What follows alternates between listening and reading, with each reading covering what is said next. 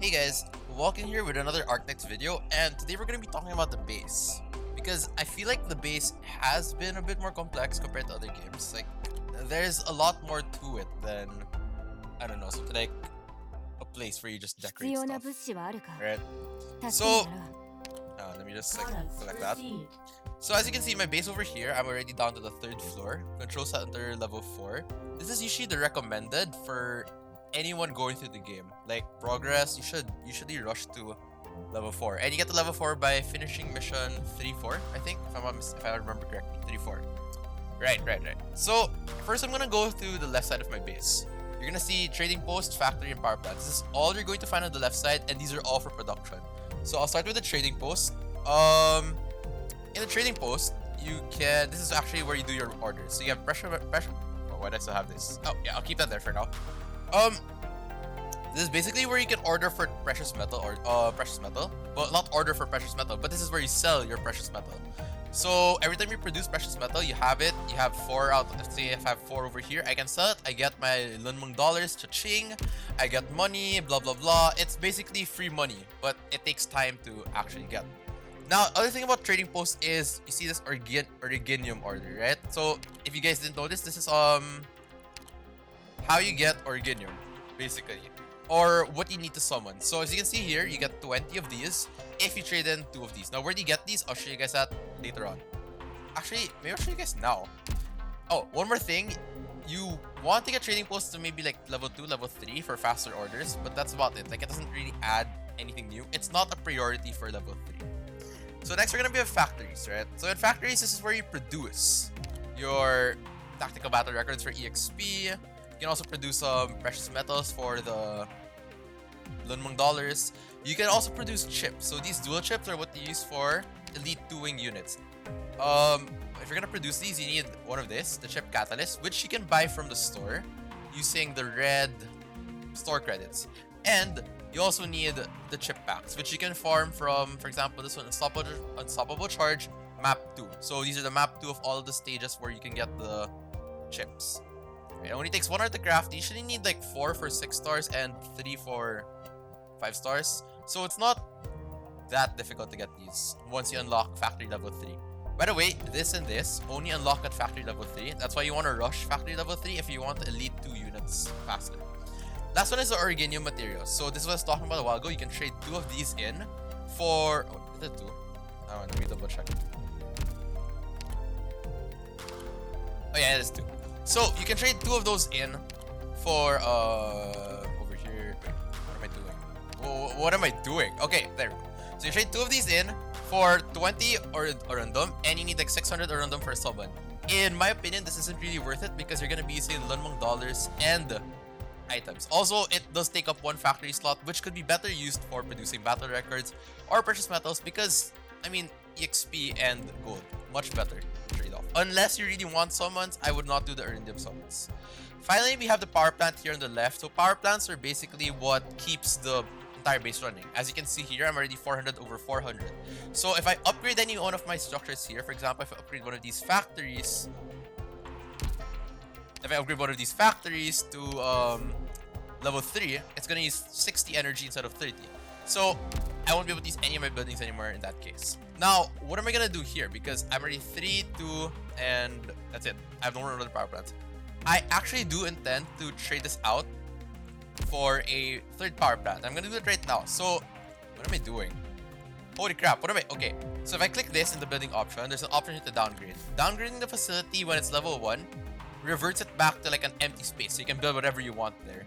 So for example, if I'm going to downgrade this facility over here, right now, I can build another power plant, which is perfect, right? Infrastructure complete. So as you can see, now I'm running 3 power plants, 4 factories, and 2 trading posts. Now, with a lot of veteran players, they do have certain builds for this area. So you do have like something called build 252. So 252 would be the most, I believe 252 has the most production in terms of like materials, because you have 5 factories, so you can have like 3 factories focused on gold bricks and 2 factories focused on EXP, and dude, your base is just pooping it out. Like, it's just sitting down there and pooping out EXP and gold for you. It's literally free, it only takes time, right? But the problem with running something like 252, by the way, okay, wait, let me explain 252 first, the term. When you say 252, the first digit refers to trading post, the second digit refers to your factories, and the third digit refers to your power plant. So in 252, you would have 2 trading posts, 5 factories, and 2 power plants. Now, that's what I had earlier on, and you could see that I was really hitting my energy. Like, it was very, very close. And that becomes a problem because once you start upgrading your buildings on the right as well, it's really going to consume a lot of energy. So build 252 is very good for high productivity, but you end up sacrificing some structures on the right side, which I'll get to on later on. What a lot of people recommend for newer players is the build called 243. So you have 2 trading posts, 4 factories, and 3 power plants. Now in build 243, you're going to be dedicating 2 factories on EXP cards and 2 factories on gold bars. Use that, which is basically like even because you have enough power plants to run everything at max level. You have 2 factories producing cards and 2 factories producing gold bars. It's not as effective as 252, but it's not bad. So 243, if you're F2P, if you're a casual player, if you don't want to micromanage all of this stuff, go for 243. Alright? So that's the trading post, factory, and power plant done. Left side of the base is basically all for production. I'll be going to the right side before I move to the center. So we'll start with the reception room, right? The reception room is basically where you hold all of your parties. So as you can see, you come in here, you see all of your friends from your friends list. But most importantly, this is actually where you can do your clue search. So what are clues? Because, you know, people are always like adding friends for clues, blah, blah, blah. I'm just gonna go through this in case you don't know about it yet. When you collect clues, so for example, these are some of the clues. As you can see, there's some with 9 days, 9 days, 9 days, 9 days, 8 days. These are clues from my friends. So you can give clues to friends. I don't think I have any clues left to give to friends, but something like this. If you have a clue over here, it's gonna show up on this side, the left side of your screen. And you can click it and give a clue to a friend. Now, when you give a clue to a friend, you do get friendship points. So this is basically how you get friendship points, right? And if someone completes a clue, or if you complete a clue, you start this thing called a clue. What is it? Clue fiesta, clue party, clue search. I don't know, but basically everyone starts partying. People can visit your base, your room for extra friendship points. Then you get friendship points. Everyone gets friendship points, dude. You actually get so much friendship points, and that's good because you can use friendship points to buy stuff for free. Basically, essentially it's free, right? So higher facility in the reception room just means you can add more friends. More friends equals more clues. More clues equals more friendship points. Everyone's happy, yada yada yada. Next, we'll go to the workshop. I would say that the workshop is probably the second highest priority building in the base. The first would be the factory, level 3, because this is how you produce your dual chips, which you need for Elite 2. Now, why is the workshop important in terms of level 3? So, in the workshop, this is actually where you produce all of your, well, okay, so I'll go through it one by one. First, you can produce your base materials here. So base materials are needed to construct stuff for the base. It's really expensive, by the way. If you notice, the first building material which you need for like level 1 buildings is just 800 Lunmong dollars to make one box. I almost call it stupid box because honestly, this is so expensive, I swear. The second one costs 2,400 to produce one. You should need like 3 of these. And the last one costs 7,200. So to upgrade the building from level 2 to level 3, you're gonna need 5 of these boxes. So 5 times 7,200 is 36,000. You're gonna need 36,000 Lunmong dollars. And all of this, by the way, which you can get from the resource stages in combat.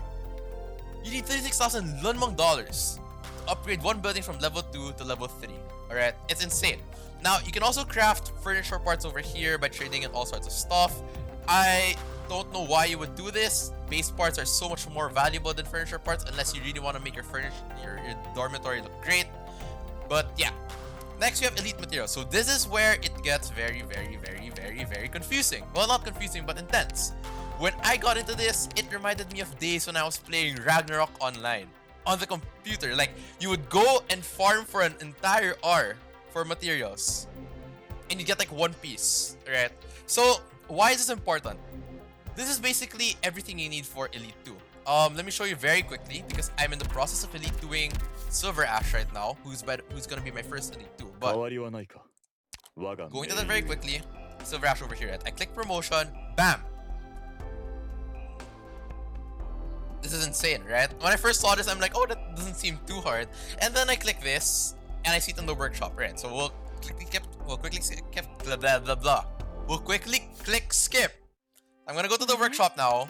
And by the way, you can't farm this anywhere. This can only be crafted. This thing over here, crafted. This thing, crafted, crafted. Okay, these three are all craft. You can only craft them. So what we're gonna need from here are these three materials. You need one of each, you see? And when you click this, you can either grind it. Uncommon? No, this is not uncommon. This is super freaking rare. I farmed this for like a whole day. I got one. Okay, one. It's not uncommon. It's very, very, very rare. Right. You can also craft these from the workshop itself. So this is where the value of the workshop starts coming in. So you can see here, this one is a manganese trihydrate. And you can actually craft it over here. So you have lesser materials to craft it with. Rare, rare. Okay, you can farm these. You can farm this and craft it. Why am I clicking back? Okay, you can farm this as well. And as I said, for example, with this one, the polyester pack, you can actually craft that down here as well. So polyester pack would be this one. You craft it with some polyesters. You craft polyesters with this. Basically, it's like you go from smallest to biggest. You start crafting and crafting and crafting. And before you know it, you've been crafting for the wrong character. So now you're just like, okay, what do I do now? But anyway, this is a bit overwhelming. I can make a video on Elite doing specifically later on. But yes, warehouse level 3, important. Why? Because this is how you get all your materials for Elite 2. Next, you have skill summary. Skill summary is basically how you... This is for leveling up skills. So, not too difficult. You can actually also just farm these from Aerial Threat 4 and 5. So, this one, not too important. Finally, we do have chips as well. Now, this is the place where you go if you want to get scammed. Well, I guess it's kind of not really a scam. Basically, you can trade 3 of one chip for 2 of another. So, for example, with caster chips and sniper chips, they do come from the same stage, fierce attack, right? So you can trade 3 caster chips for 2 sniper chips, or you can trade 3 sniper chips for 2 caster chips. You see, it's a rate of 3:2, but you can only trade chips that come from the same stage. Alright, you can also do this for Vanguard chip packs. These, by the way, are what you need to craft the dual chips. So how it goes is you do have chip packs from like the stage 1. This is for all of your Elite 1 units. And then when you want to Elite 2, 4 stars will need chip packs. So you just have these and you're done. You're good to go. 5 stars and 6 stars will need dual chip packs, which you'll need the level 3 factory for. Which is why you need the level 3 factory and a level 3 warehouse, right? Having both is very crucial to Elite doing units. Finally, we do have furniture. Now, these are what they call furniture parts, apparently. I found out recently, I'm like, where am I getting these furniture parts from? Why do I have like 1,000 plus? And you do get them from here. So you can like dismantle all of your... I mean, you love this furniture, right? You can dismantle it for furniture parts. For example, this metallic wallpaper, you don't want it, dismantle for 80 furniture parts. Easy. So those are like the priority buildings. The factory and workshop. Keep calling it the warehouse. I don't know why. It's a workshop. Workshop. Next, we have the office. So office is relatively important. What this does is it helps you with recruitment. So if you remember the recruitment, if you go to the recruitment tab, when you recruit units, you do have tags, right? You can select up to 3 tags. Now, with... What is this again? HR room. I think this is HR room. Office. Okay, it's just called the office. With the office, you can refresh tags. So, for example, you don't have tags you don't want, you can refresh it. Now, why is this important? Because there's a chance, a very, very small chance. I say super small because I've never gotten it yet. And it's like starting to trigger me because I'm always doing recruitment. There's a chance that you get a tag called Top Operator. And what Top Operator means is it gives you a chance to get a 6-star from recruitment. So having a decently leveled office or maybe even a level 3 office is super good because not only does it give you 4 recruitment boxes, but it also gives you the resets. So you can reset your tags. So more recruitment boxes, more resets, more chances to get the 6-star. You're happy. If you get the 6-star, you're happy. If you don't get a 6-star, you're just sad. Finally, we do have the training room down here. I can't use it yet. This is strictly for Elite 2 units only. So when you get the Elite 2, you can level up your skills to like 8, 9, and 10. These are what people call M1, M2, M3, right? So you level up your skills to level 7. You're like, okay, I'm done. You hit Elite 2, bam. You can level them up 8, 9, and 10, or well, M1, M2, M3. And this is where you do it in the training room. Basically, this is where you go like super mode. Alright. Where am I at now? Finally, okay, center. We have the control center right here in the middle. This is basically your super base. where you can do stuff. Right. So in the super base, you can assign base assistants. Now, when you assign base assistants, what it does is it basically gives them trust more because you're putting them in a high position in your base. They're like, oh frick, doctor trusts me. So you earn more trust with them, right? In addition to that, having people base assistants and operators in your base. So as you can see, I do have operators here working as well. Don't forget to do this because what this does is it reduces the amount of morale that everyone else in the base uses. What is morale? I'll get to that later on, right? So control center, also relatively important. You do need to get it to the control center 4 before you can start getting like level 3 factories and level 3 workshops. And in order to get the control center level 4, you do need to clear stage 3-4 or 4-3? 3-4. And you need like 8 level 2 buildings. So that's why you have like, it's not that difficult. As long as you're constantly leveling your buildings up, you will get control center level 4 by the time you need it. And you'll be able to control level everything to level 3. Finally, we have our dormitories. Now, when I first saw dormitories, I'm like, oh, it's just some sort of cool place you can design and interact with your characters. Like I can click you and you're like being cute and stuff, right? No! The dormitory is not as simple as that. It's not just a place where you can decorate and watch all of your waifus and husbandos like interact and walk around and stuff. No. This is where they come to rest. So if I click operator, as you can see here, I have people resting. They're actually resting. It doesn't seem like it. Okay, maybe Lava does look like she's resting. But this is where they rest, right? And why is this important? So whenever you send people out to work, for example, in your power plants, I have an empty power plant here right now, right? So operator, I can assign someone over here. Now, when you get to the screen, you're gonna see that they're all smiling. Happy faces, good faces, people who want to work faces. But as you can see over here, I now have workers who are not so happy. They're still kind of happy, but their bars are almost depleted. And this is their morale. So the longer they work, the more morale gets consumed. Alright? And while they're consuming morale... Oh wait, these guys are resting. While they're consuming morale, well, obviously their morale does run out. But when their morale hits 0, they're no longer gonna work. And they're not just gonna go automatically back to their dormitory and switch out with someone. I wish it was like that, but no, life isn't that convenient. So you do get tired. So over here, I'm just gonna assign courier. By the way, there are also these things called skills. So for example, when this operator is assigned to a trading post, order acquisition efficiency plus 15% and order limit plus 1. Now, normally you would want someone with an ability that could contribute to the structure you're putting them in. So right now I'm assigning someone to a power plant, but I don't have anyone who can do anything for the power plant. So you know what? I don't even really care. I'm gonna click confirm on this. Bam. Courier is now working for the power plant, getting us power for drones. Everything is kind of okay. Oh, right. That's the other thing I forgot to mention. Power plants don't just provide energy. They also speed up the charge power for your drones. And more drones means you can build more buildings. It does get consumed every time you construct the building, so you do need to wait for it to recharge. So it's very important to keep drones. You're always using your drones to construct new buildings because it does recharge over time. It takes a while. It's like, oh, it's 11 hours to fully charge 156 drones, right? So that's about it. So dormitory, very important because this is where you send people to rest. Now, if they're not resting, if they're all out of energy, which was happening to me during when I first started the game, everyone was like dead. I'm like, why is no one working anymore? And I didn't know that you had to put them in the drone for them to restore their morale. As you can see here, morale restored per hour, 1.7 plus 0.8.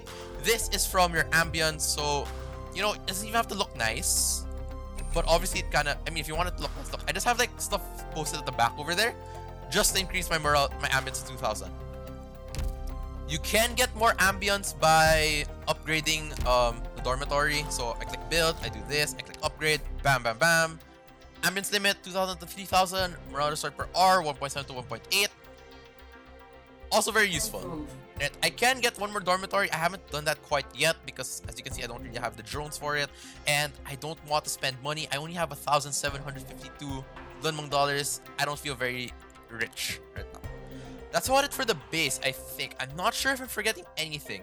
But yeah, TLDR, in case you guys are still so confused about this. Basically, trading posts is where you get your money from. Factories are where you get the things to make money and where you get EXP from. Power plants makes drones recharge faster, and this is how you power your base. If your power over here goes over the limit, you're gonna have to downgrade something. So you can downgrade, go to building, click something, downgrade, bam, done. Okay? Control center is the brain of where everything happens. Put people here, people don't get sad as often, their morale doesn't drop as fast, and you gain the trust of certain operators faster. Dormitories where people go back to sleep, so it's like, you know, if you have the dormitory is basically where people rest. That's it. And in real life, this would be your home, your bed, your waifu's chest. I don't know. Whatever recharges you, this is their dormitory. Reception room is where people come to your base to party, and also for you to go to other people's places to party. Yada yada yada. Clues everywhere. Everyone gets clues. Everyone gets friendship points. Very good. Workshop, producing Elite 2 materials, also base parts. And if you really want furniture parts, fine, you can produce furniture parts over here. Office is where it's basically for recruitment. Training room is to basically, it's an Elite 2 only club. So don't bother with it until you get the Elite 2. Alright, that's gonna be all for the base. I don't think I'm missing anything else. If I did miss anything or if I'm misunderstanding anything, put it in the comments down below. If you didn't understand anything from this video, put it down in the comments below. I'll explain. I'll be more than willing to explain everything in like text. Like I'll just chat it to you, bro. Alright, thanks for watching this video. Hope you guys enjoyed. If you did enjoy, don't forget to hit the like, subscribe, and the notification bell for more Arknights content. I'm really loving this game. I'm enjoying it. I didn't play the Chinese server one, but I'm enjoying the global one a lot, and I'm trying to learn as much as I can. Anyway, thanks for watching. Have a great rest of your day, and don't forget to stay woke.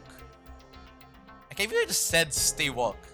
Holy crap. Okay, anyway, bye guys.